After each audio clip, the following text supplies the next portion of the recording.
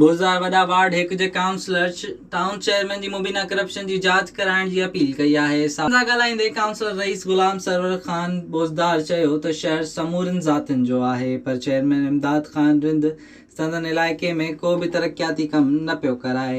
हुन चयो त करोड़े रुपयनि जी बजट बावजूदि सफ़ाई अमले खे पघार नथी ॾिनी वञे। संदन बचा बुक काटण ते मजबूर आहिनि।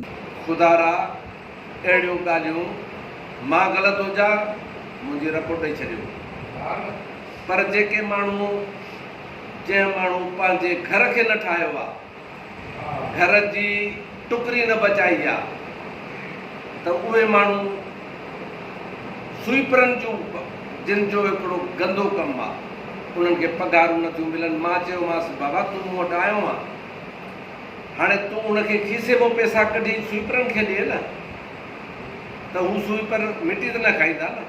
हुन चयो त संदसि दौर में केतिरा ई कम थिया, हुन पंहिंजी ज़मीनुनि मां रस्ता ठाराया, पर हाणे को बि तरक़ियाती कमु नाहे करायो वियो। काउंसलर रईस गुलाम सरवर बोज़दार मुतालबो कयो त जांच कराई वञे त तरक़ियाती कम छो न थिया ऐं उहा रक़म किथे ख़र्च।